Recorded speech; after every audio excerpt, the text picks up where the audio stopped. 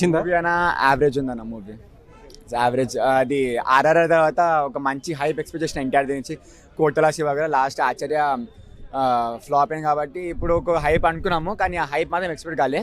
Press మీట్లో ఎన్టీఆర్ గారు చెప్పినట్టు లాస్ట్ 40 minutes అన్ఎక్స్పెక్టెడ్ అన్నట్టు అదే 40 minutes మూవీ అనుకుంటున్నా. లాస్ట్ 40 minutes క్లైమాక్స్ మాత్రమే మూవీ బాగుంటుంది. ఇంకా ఫస్ట్ హాఫ్ కొంచెం స్లో నడుస్తుంటుంది, డ్రామా అట్లా నడుస్తుంటుంది. లాస్ట్ 40 minutes మూవీ బాగుంటుంది అన్న, అంతే. ఫస్ట్ హాఫ్ తెలిపోయింది, సెకండ్ హాఫ్ బాగుంది అంటారు. అంతే, సెకండ్ హాఫ్ బాగుంటుంది. జాహ్నవి కపూర్ రోల్ అలా ఉంది. డిసప్పాయింటెడ్ అన్న, చాలా డిసప్పాయింటెడ్.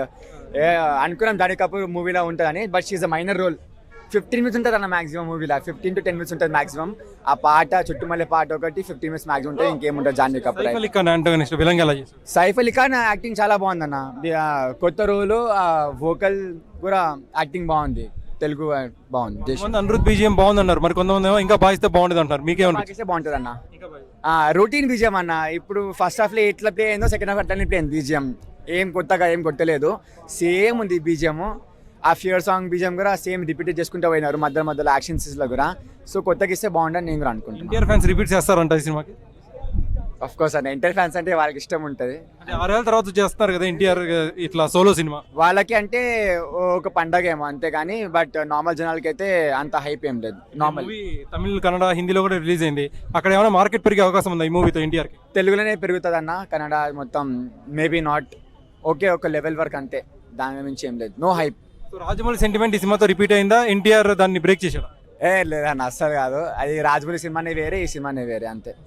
వచ్చిన 10 నిమిషాలు అయినా తన పాత్రకు న్యాయం చేసింది. ఆ విషయంలో బాధపడవా? ఎందుకు ఆ సాంగ్ తీసేదని ఒక బాధలో ఉన్నా ఆ సినిమా, ఆ పాటకు మాత్రం. ఎన్టీఆర్ యాక్టింగ్ ఎలా ఉంది? ఎన్టీఆర్ యాక్టింగ్ చింపేసిండు. రెండోసారి చూస్తారా? రెండోసారి ఇప్పుడు హన్మకొండ నుంచి నైట్ 3 గంటలకు వచ్చిన ఇక్కడ ప్రసాద్ ఐమాక్స్ చూడాలని.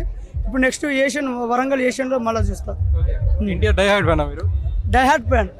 ఇవాళ చూడండి, దేవరాని ఇంటి పేరు కూడా, దేవరాని మూవీ పేరు కూడా కొట్టుకుంది, దేవరా ఐ లవ్ యూ అని.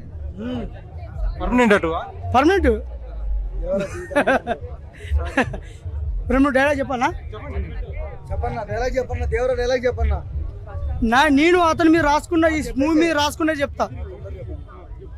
దేవర దెబ్బ, ఇండస్ట్రీ బొబ్బ.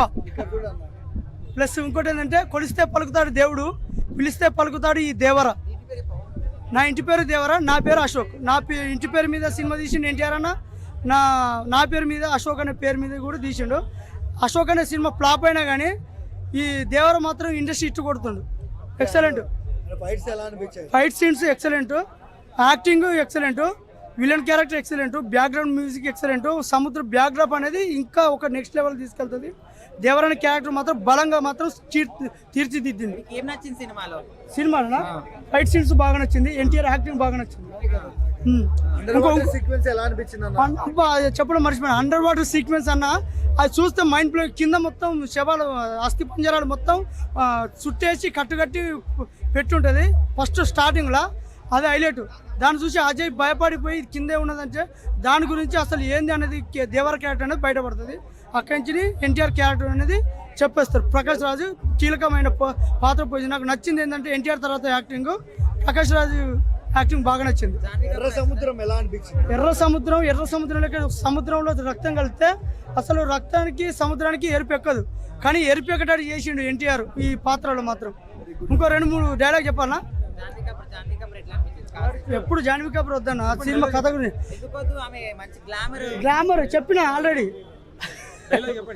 కొలిస్తే పలుకుతాడు దేవుడు, పిలిస్తే పలుకుతాడు ఈ దేవరా. నిప్పుతో పెట్టుకుంటే కాలిపోతారు, నీటితో పెట్టుకుంటే మునిగిపోతారు, ఈ దేవరతో పెట్టుకుంటే చచ్చిపోతారు. బాగుంది. యా ఎక్సలెంట్ అని ఉంది.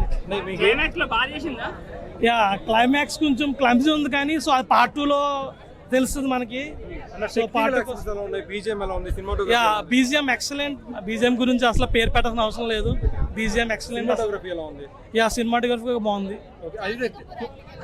యా ఆమె యాక్టింగ్ బాగుంది. ఉన్న 10 minutes చించే హెయిర్ బాగుంది. అంటే సినిమా 3 గంటలు ఉంది కదా, ట్రిమ్ చేయొచ్చు అనిపించిందా?